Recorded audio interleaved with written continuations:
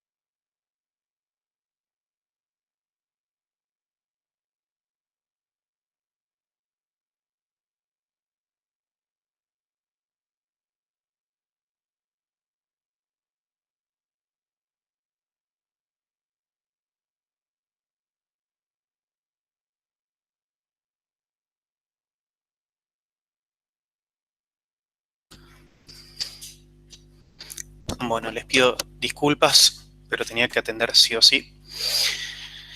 Entonces, el primer punto pedía encontrar la capacidad de un condensador plano de placas paralelas, y el segundo nos pide encontrar la capacitancia de un condensador esférico, y nos explica que son dos cascarones conductores esféricos concéntricos.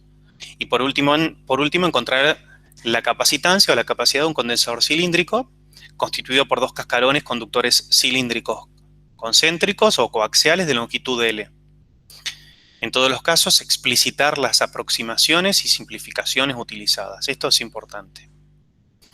Como ustedes los ítems A y B los dieron en teoría, se los dejo para que los vuelvan a hacer. Es importante que los resuelvan ustedes a mano, que hagan todos los pasos y justamente encuentren e indiquen claramente cuáles son las aproximaciones, y vamos a concentrarnos nosotros en un condensador cilíndrico. Pero vemos rápidamente que un condensador de placas plano paralelas es un dispositivo como este que muestro en la figura. Está constituido por dos conductores. A ver, partamos de definir o recordar la definición de un condensador o de un capacitor. Es un sistema constituido por dos conductores aislados, es decir, que no tienen conexión entre ellos mediante un conductor, y que están cargados uno con carga Q y el otro con carga menos Q. Entonces, fíjense que en este caso tenemos una placa de área A plana, paralela a otra placa de área A también plana. Las dos en este caso tienen el mismo área y tienen, sí o sí, tienen que tener la misma carga pero opuesta, ¿no? Una tiene carga más Q y la otra tiene carga menos Q.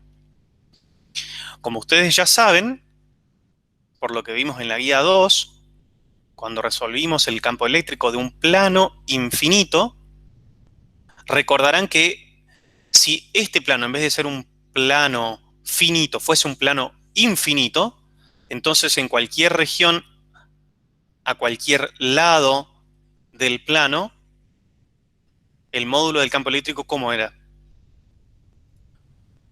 Uniforme. ¿Recuerdan? Era uniforme, es decir, tenía el mismo valor en cualquier punto del espacio, de un lado, y el opuesto del otro lado, siempre saliendo de la placa. ¿Y la magnitud de ese campo eléctrico cómo era?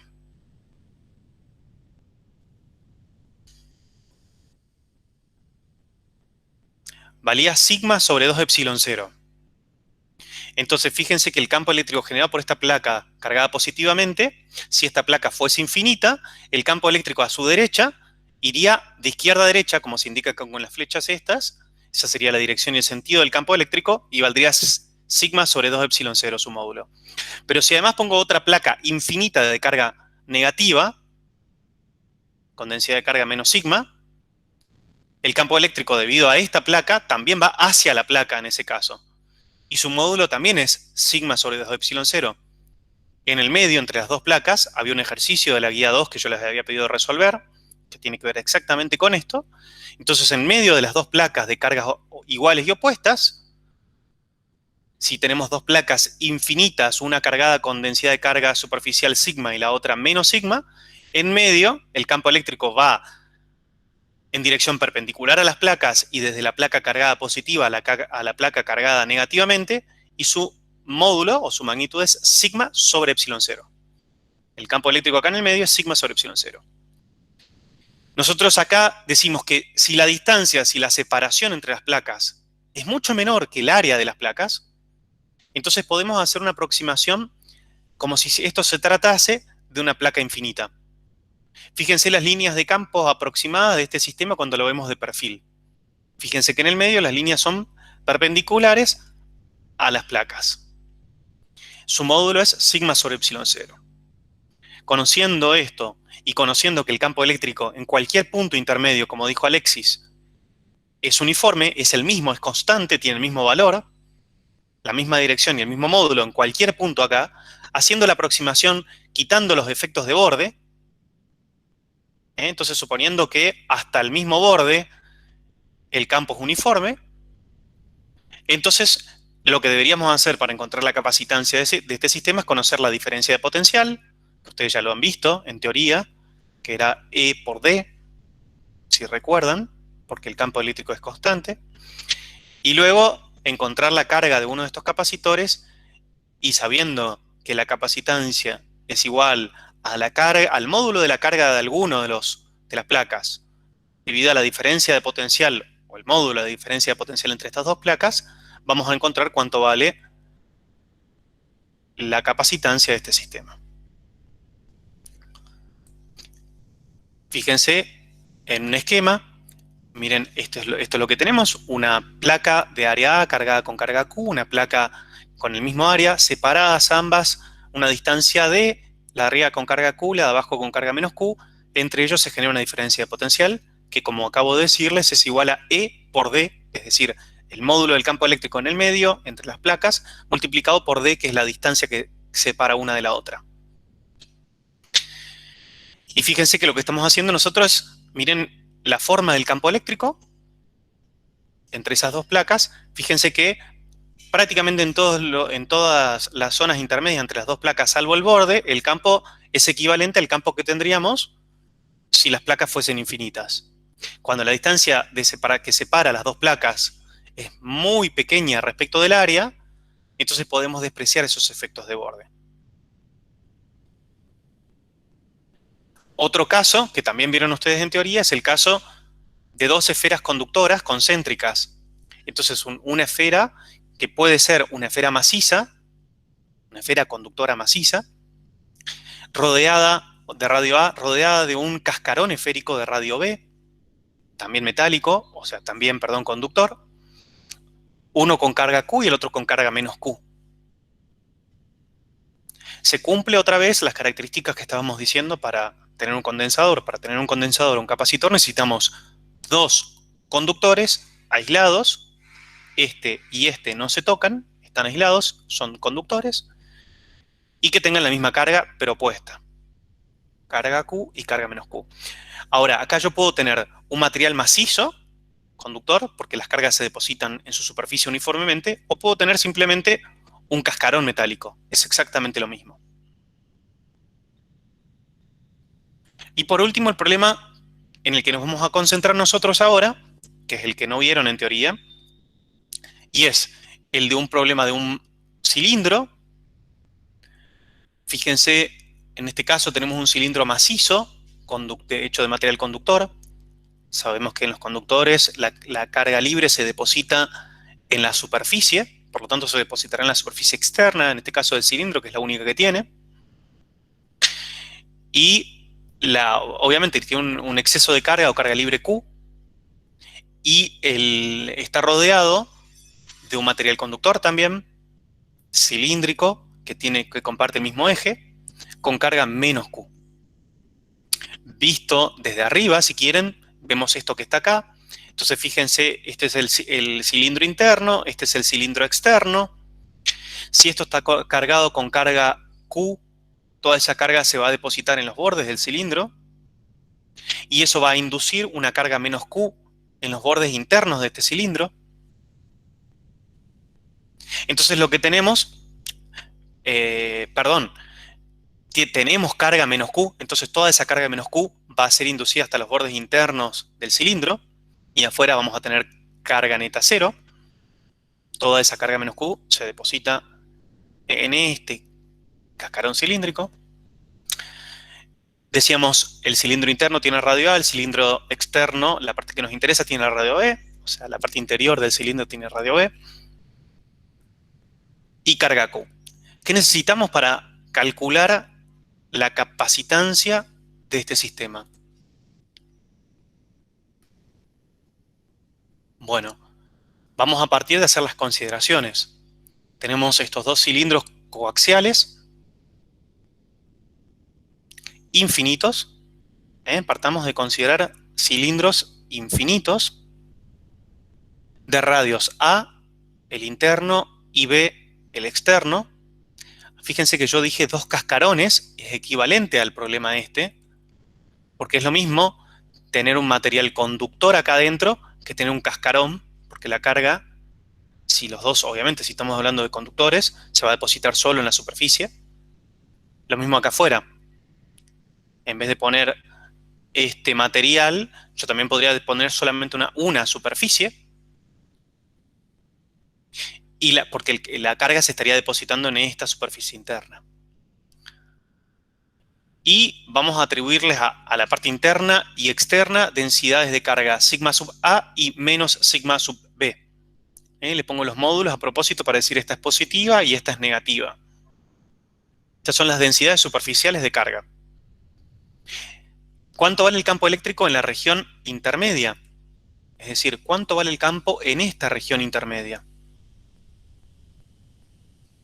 Bueno, vamos a tener que utilizar la ley de Gauss. en este caso por simetría, podemos emplearla para encontrar el campo eléctrico, y trazamos una superficie gaussiana como esta que se muestra acá. Este sería como, acá en el medio, construimos un cilindro imaginario, que va a ser nuestra superficie gaussiana,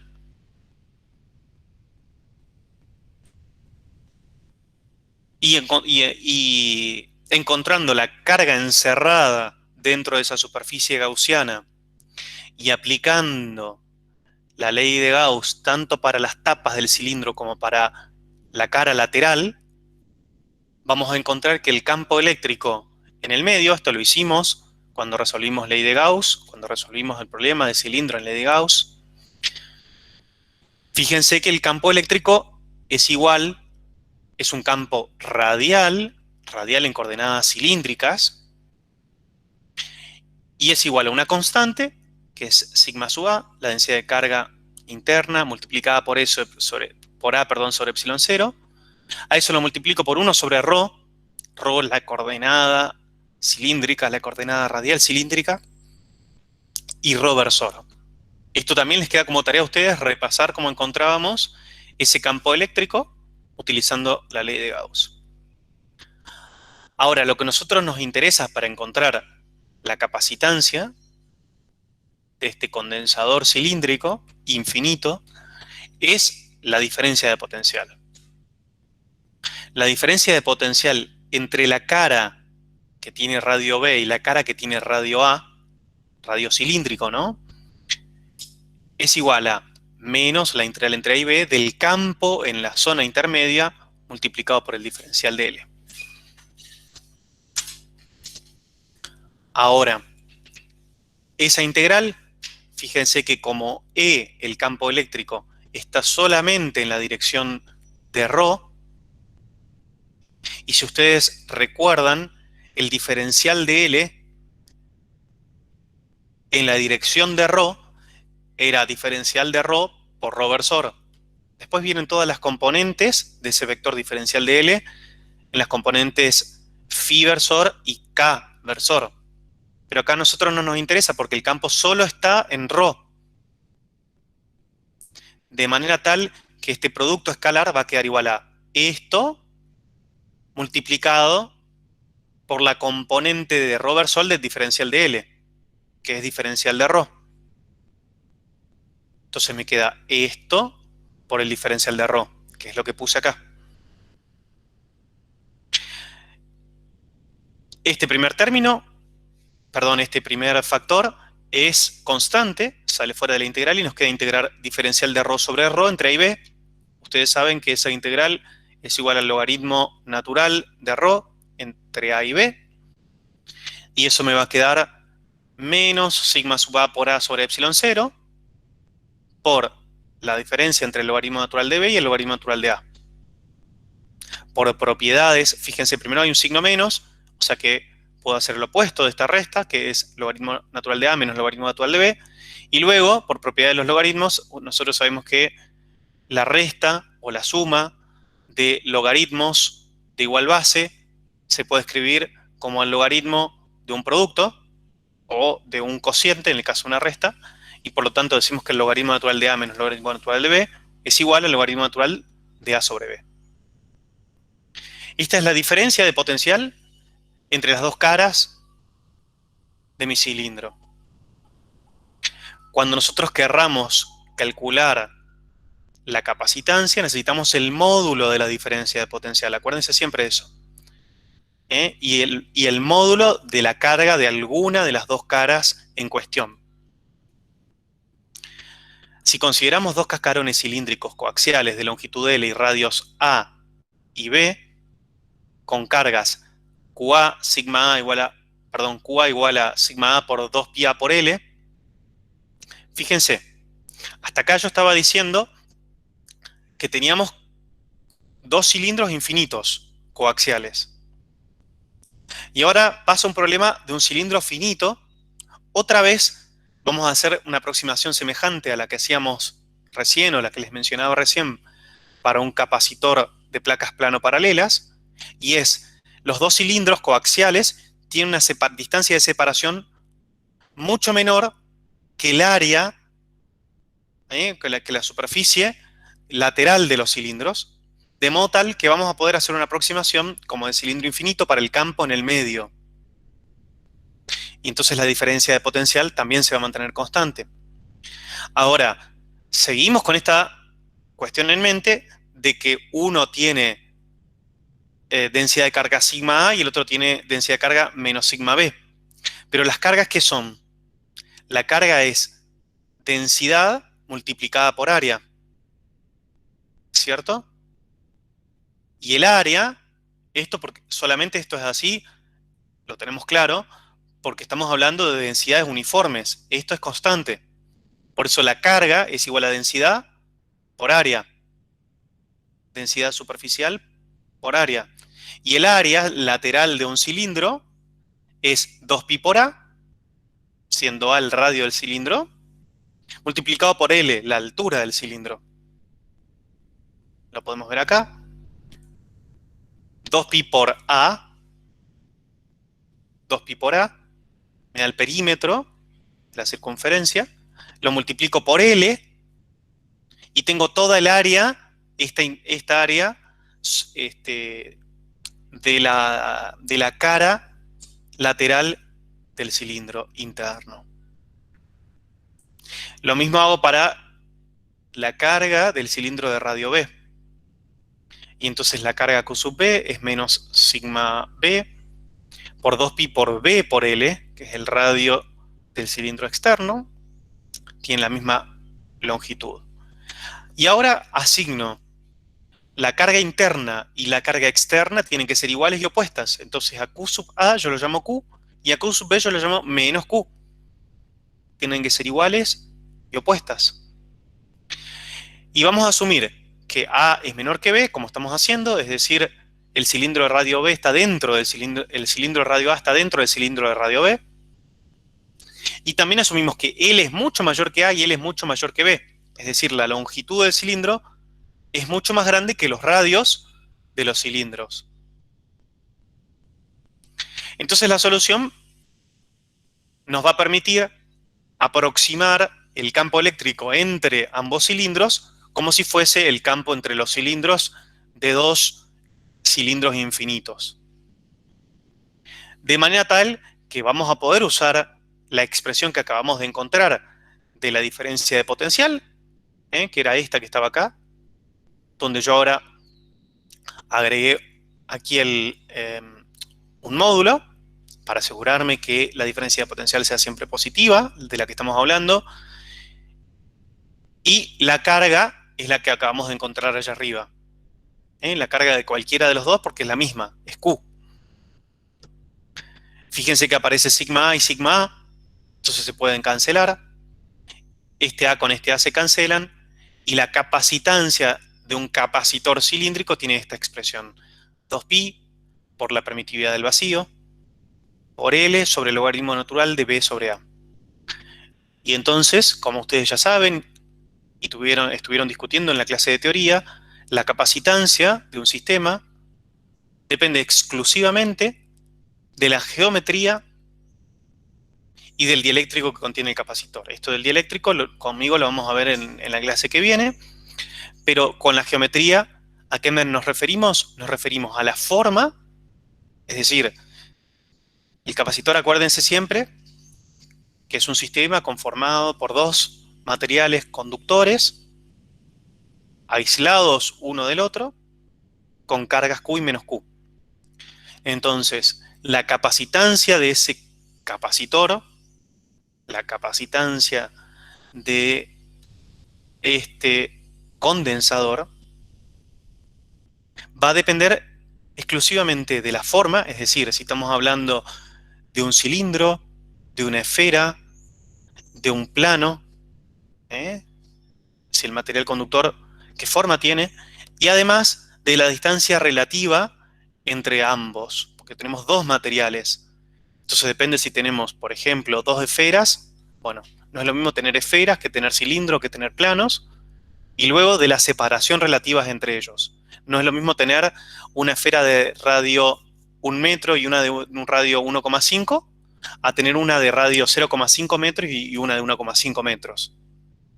Entonces también importa las posiciones relativas de una y otra. Fíjense que en este caso, la capacitancia del capacitor cilíndrico va a depender de L, es decir, de la longitud de mi cilindro, y también va a depender de A y B, que son los radios interno y externo del cilindro. Entonces, el capacitor va a depender de L, a mayor valor de L, mayor capacitancia, mayor capacidad de almacenamiento de carga para una diferencia de potencial constante, eso es la capacitancia, y también depende de los radios A y B, no solo de A o solo de B, sino de ambos. Bien, ¿Puedes repetir de vuelta eso, profe, lo anterior la del potencial? capacitancia depende, como estamos viendo acá, la capacitancia de un capacitor cilíndrico o de un condensador cilíndrico depende de L, de B y de A. ¿Qué son L, B y A? Lo vemos acá.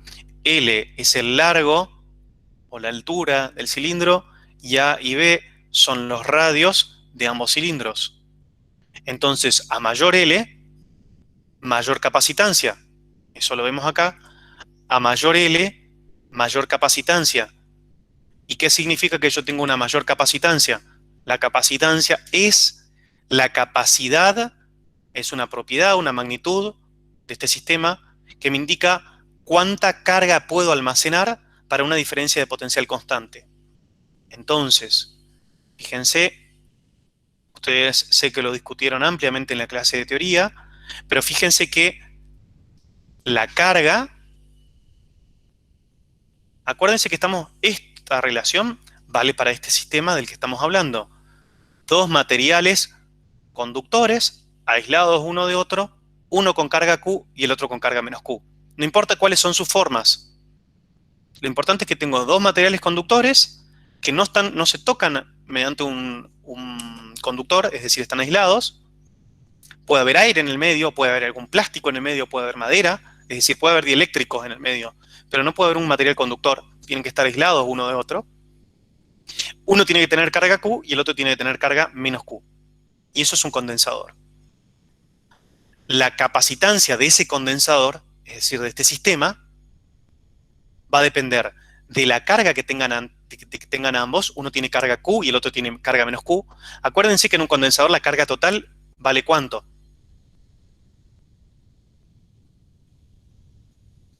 Cero. Cero. Cero. Pero cuando hablamos de esta carga, hablamos de la carga de uno de ellos, porque son iguales y opuestas. Y a eso lo llamamos habitualmente la carga del condensador. Nos referimos a la carga de uno de los materiales conductores. Y la diferencia de potencial que se establece entre ellos. No nos importa cuál está mayor potencial que cuál. Es decir, no nos importa el signo de la diferencia de potencial, nos importa solamente su magnitud. Esto es lo mismo que decir que la carga, y esto se puede demostrar experimentalmente y también de manera teórica, la carga que tenga un material siempre va a ser proporcional a la diferencia de potencial. Bien, dicho de otro modo, también la diferencia de potencial que se establezca entre dos materiales, como estos que estamos hablando, dos conductores aislados que tengan uno carga Q y el otro menos Q, la diferencia de potencial entre ellos siempre va a ser proporcional a la carga de uno de ellos, que es igual a la opuesta del otro. Esa constante de proporcionalidad siempre está vinculada a la capacitancia. Por eso la capacitancia no depende ni de Q ni de B. Ustedes generalmente esto lo van a encontrar a esta expresión, que yo a propósito la puse así, porque sería lo más técnicamente, digamos, correcto. Es el módulo de Q sobre el módulo de la diferencia de potencial. Lo vamos a encontrar habitualmente como Q sobre B. Y está bien que sea así porque nos ayuda a simplificar un montón de cosas en la notación. Pero ese Q sobre B es el módulo de la carga de uno de ellos, de los conductores, sobre la diferencia de potencial entre los dos, y es siempre un valor positivo. Esta capacitancia, entonces, insisto, depende solamente de la geometría, es decir, de la forma de cada uno de los conductores, y de la separación o de las posiciones relativas de uno y otro. Además, como vamos a ver más adelante, del dieléctrico, es decir, un material no conductor, que separa a una placa o a un material conductor del otro. Que puede ser aire, que puede ser, como les decía recién, plástico, madera, etc.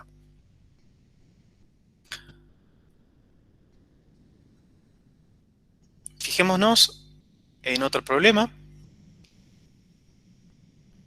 Ahora vamos a conectar a una batería, a un condensador, y evaluar lo que pasa. El problema 4, fíjense que nos pide calcular cuánta carga pasa de una placa a la otra de un condensador de 3 nanofaradios cuando se carga con una batería de 6 voltios. El problema es este que estamos viendo acá. Tenemos una batería, un interruptor abierto y un par de placas, por ejemplo, planos paralelas, que conforman un capacitor.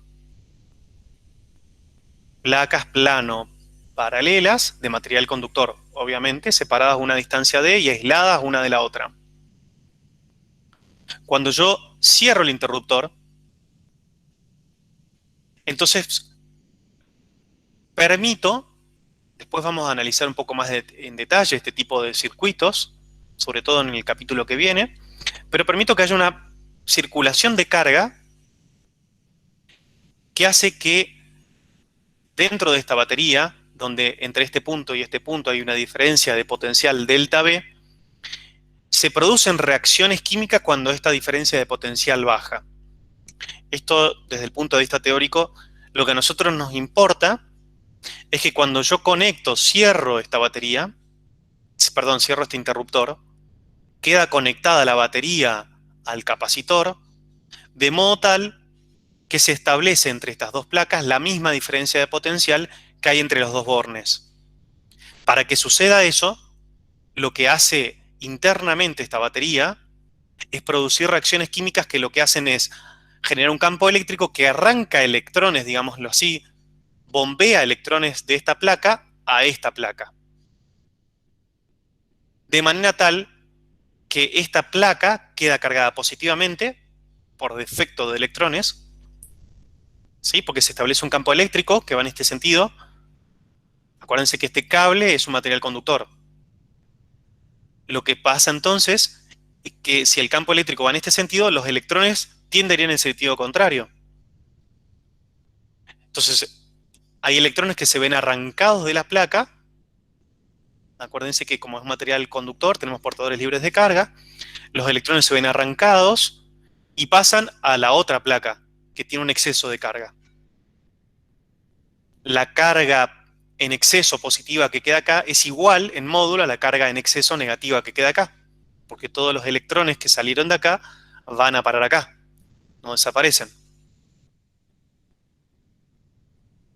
Entonces, el problema a mí, lo que me está pidiendo, el problema número 4 de la serie, es encontrar cuánta carga pasa de una placa a la otra de un condensador de 3 nanofaradios cuando se carga con una batería de 6 voltios. Me está diciendo cuánto es esta diferencia de potencial y me dice cuánto vale la capacitancia de este capacitor. Como ustedes saben, la capacitancia de un capacitor, ¿de qué depende? Del área y la distancia Bien, en entre este los caso, si electrodos. son placas plano paralelas, del área de cada una de estas placas, que son iguales, y de la distancia que las separa. Perfecto. Además, después va a depender si hay un onda eléctrico en el medio. A nosotros ahora eso no nos importa.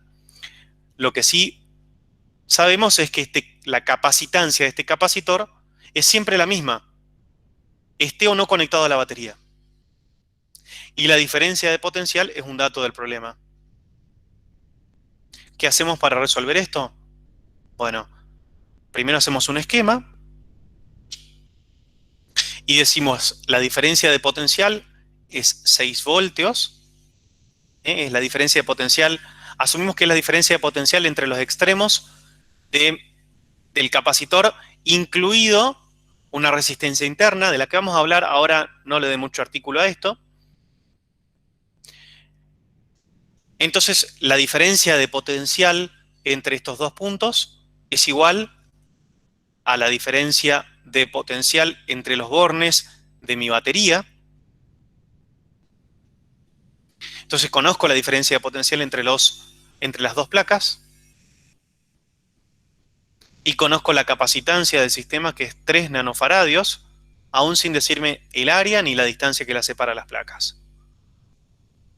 Como sé que la capacitancia es Q sobre B, conozco C, conozco B, es muy simple despejar Q.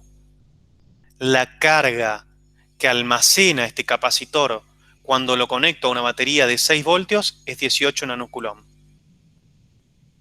Si yo aumento, o mejor dicho, conecto este mismo capacitor a una batería de mayor diferencia de potencial, la carga almacenada por el capacitor va a ser mayor. Siempre, como la capacitancia es constante, porque estoy hablando del mismo capacitor, a mayor diferencia de potencial, mayor carga almacenada. Bueno, ¿alguna duda hasta acá?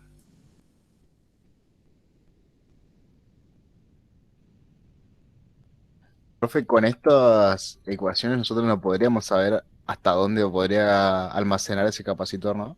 ¿Cuánta carga podría almacenar como máximo, por ejemplo?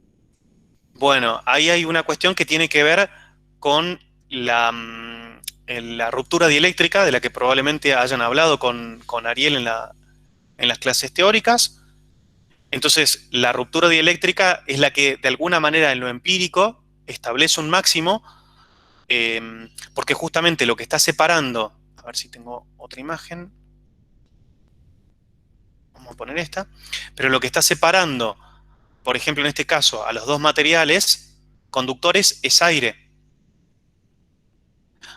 El aire, si bien es un material dieléctrico, cuando está sometido a campos eléctricos muy intensos, se transforma en un material conductor y permite una descarga.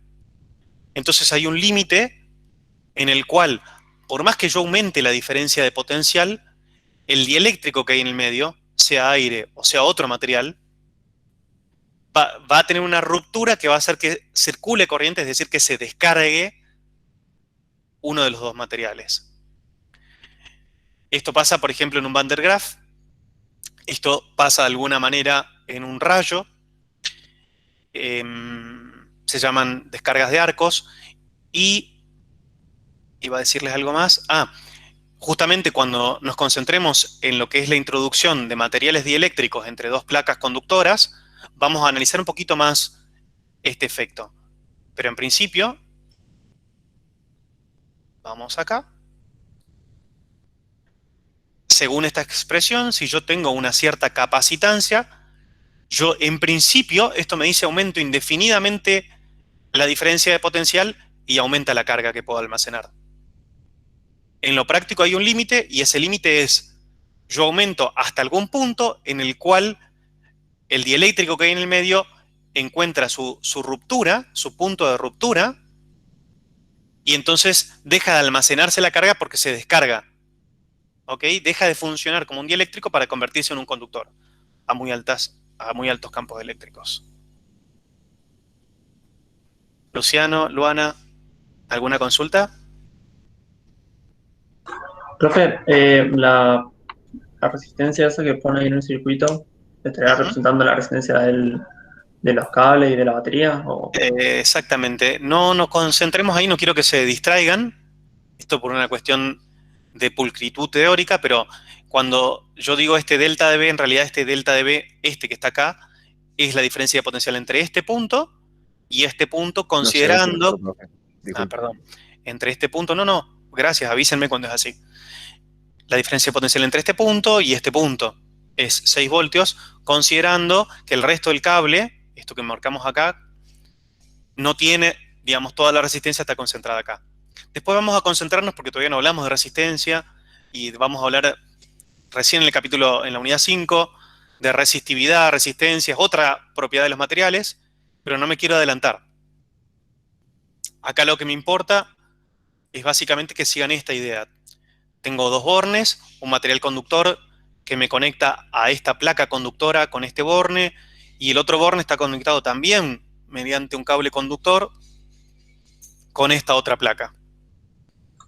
Profe, y técnicamente dos cables conectados, de un lado conectado a una batería y del otro no conectado a nada, ¿también formarían un capacitor? Dos cables, a ver, Dos cables que en un extremo estén conectados a la batería y del otro no estén conectados a nada. tiene que estar aislados. Lo que sí podría, o uno podría decir, bueno, tengo un cable y tengo otro cable cargados con la misma carga. Sí, en cuanto tengan la misma carga. A ver, acá hay una cuestión que también es importante decir, yo no sé si llegaron a ver carga y descarga de capacitor con Ariel, que hay una fase transitoria, que es cuando se está cargando, precisamente en el momento en que yo cierro este interruptor. Sobre que yo cierro, esto estaba descargado y empieza a cargarse, es decir, se produce una fase en la cual, que si bien es muy rápida, del orden de los nanosegundos, los electrones migran de esta placa a la otra placa, pero se produce el proceso de carga del capacitor. En un tiempo breve, pero es una fase dinámica. Hay movimiento de cargas. Hasta que en algún momento quedan completamente cargados uno y otro. ¿Cuándo está completamente cargado? Cuando la diferencia de potencial entre estas dos placas es exactamente igual a la diferencia de potencial de los bornes de la fuente. Y en ese momento yo puedo desconectar, puedo volver a abrir mi interruptor y la diferencia de potencial entre estas dos placas se va a mantener igual porque la carga no tiene más a dónde ir. ¿Sí? ¿Se ve? Y entonces yo tengo un capacitor con una capacitancia C, tengo el condensador cargado y justamente con esta característica que a mí me interesa, de que tenga esta carga y esta carga sean exactamente iguales. Ahora, también en la fase transitoria se produce esto, porque mientras se está descargando, el electrón que salió acá viene para acá. Entonces siempre las cargas son iguales y opuestas, incluso mientras se está cargando. Ahora, en cuanto a los cables, hay que pensar, ahí hay otra cuestión, pero yo entiendo lo central. Uno podría decir, por ejemplo, un ejemplo con los cables, con cables coaxiales, por ejemplo uno podría tener en un cable coaxial, el cable, por ejemplo, de la tele, uno tiene un material conductor interno y tiene otro material conductor afuera. En el medio en general tiene algún tipo de plástico que rodea al primero y que aísla al primero del segundo, y eso es un capacitor, funciona como un capacitor, mientras tenga carga Q y menos Q, Q adentro y Q afuera. Pero también, Luciano, para ser más genérico todavía, yo te puedo decir, tengo un material conductor de cualquier forma acá y otro de cualquier forma acá, mientras no estén tocándose mediante un cable conductor o mediante ningún material conductor, este tenga carga Q, este tenga carga menos Q. Sean los dos materiales conductores, eso es un capacitor. Se va a establecer una diferencia de potencial entre ellos que depende linealmente de la carga de ellos. Uno tiene carga Q, el otro tiene carga menos Q, la diferencia de potencial va a ser igual a algo multiplicado por Q. Y justamente con ese algo es que está relacionado, o está relacionada, mejor dicho, la capacitancia. La carga va a ser igual a Q por delta de B.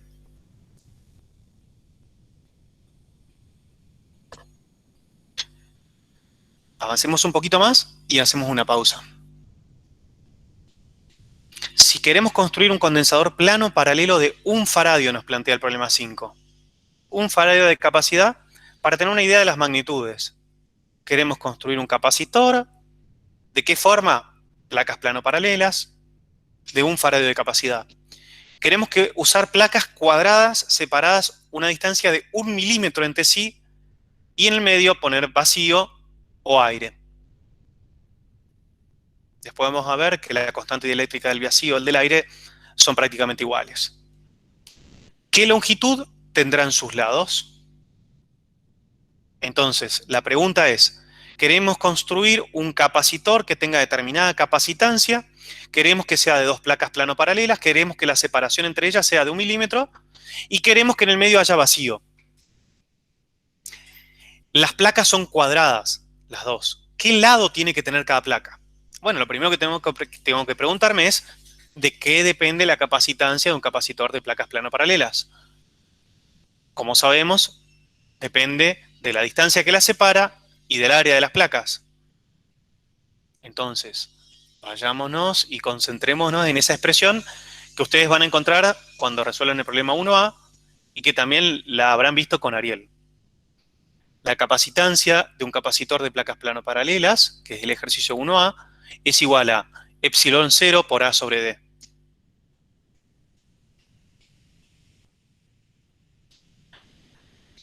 Fíjense, este epsilon 0 hace referencia a que no hay más que vacío entre las placas. A es el área de las placas de la distancia que las separa. Yo conozco D y además sé que el área es de un cuadrado. Por lo tanto, el área es L cuadrado, siendo L el lado de cada uno de estos de este cuadrado, ¿no? El lado del cuadrado. Por lo tanto, la capacitancia de este capacitor va a ser epsilon 0 por L cuadrado sobre D. Yo conozco C, que es un faradio. Conozco epsilon 0, que es la permitida del vacío. Y D, la distancia de separación de la placa del capacitor que yo quiero construir, también es conocido, es 1 milímetro. Despejo L, hacen los cálculos y fíjense el número que me da. 10 kilómetros de lado. 10.6 kilómetros.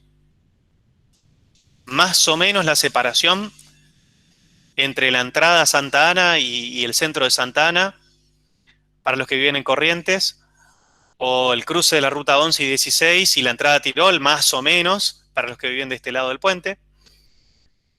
Para que tengan una idea, y ese es el lado. Lado por lado, lados iguales, y las dos placas separadas 1 milímetro. Con eso yo generaría un capacitor de 1 faradio de capacitancia. ¿Qué quiero mostrar con esto?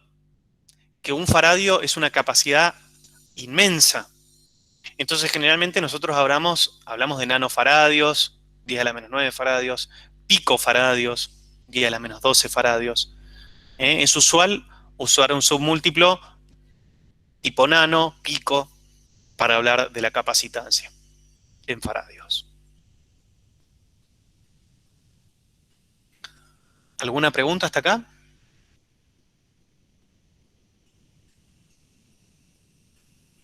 Hacemos el último, antes de la pausa, que también es sencillo, y se nos pregunta, ¿qué capacidad tendrá un condensador cilíndrico de 200 milímetros de longitud si el radio exterior del cilindro interno es 33 milímetros y el radio interior del cilindro externo es 45 milímetros?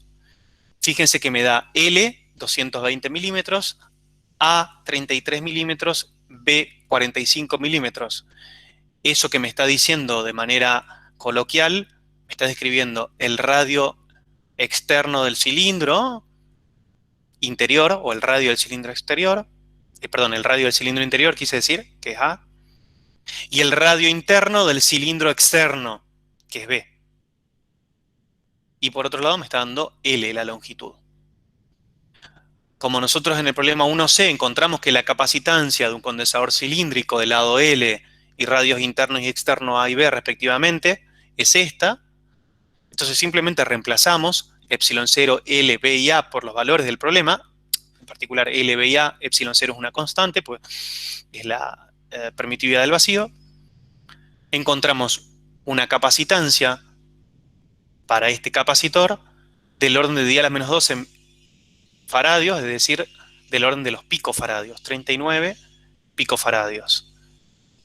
Miremos de nuevo, tenemos un cilindro que tiene 220 milímetros de longitud. ¿Qué son 220 milímetros de longitud? ¿Cuántos metros son? No se te escucha, Luciano. 0,2. 0,2. ¿Cuántos centímetros son? 22 centímetros. Más o menos un cilindro de esta altura. 22 centímetros. Y tenemos un cilindro interno y un cilindro externo, uno de radio 3,33 milímetros. 33 milímetros, ¿cuántos centímetros son? 33. No, Quiero decir, 3 33 centímetros. milímetros, 3 centímetros. ¿cuántos centímetros son? 3. 3,3. 45 milímetros, ¿cuántos centímetros son? 4,5, perfecto. Entonces, imagínense un cilindro de diámetro 6,6 centímetros y otro de diámetro 9 centímetros y de una altura de 22 centímetros. Para tener una idea, es algo manejable en la mesa en la que están ustedes en este momento. Con ese cilindro, ese capacitor va a tener una capacitancia de 39 picofaradios. Entonces tienen más o menos una idea de magnitudes de las capacitancias que pueden tener algún sistema de estos. ¿Cómo podemos hacer para aumentar la capacitancia? Bueno, fijémonos, por ejemplo, en un capacitor de placas plano paralelas. Es muy sencillo. O disminuimos la separación entre las placas. En el caso de nuestra placa, podríamos decir también una placa interprovincial de placas plano paralelas, la distancia es de 1 milímetro, es demasiado chiquito. Imagínense construir una placa de 1 milímetro, un par de placas de 1 milímetro de separación con una plancha de acero de 10 kilómetros de extensión y que se mantenga 1 ¿Cómo hace centímetro de para distancia. separarlos?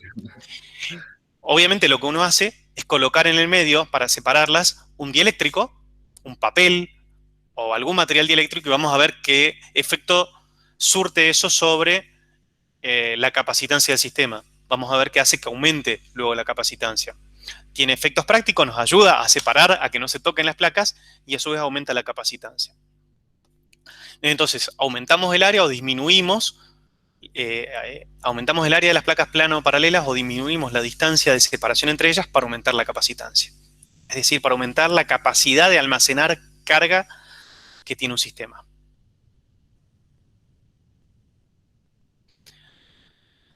Muy bien. Son las 3 de la tarde. Hacemos una pausa, si quieren, de 10 minutos y continuamos. Ok, profe. Ok. Bueno, entonces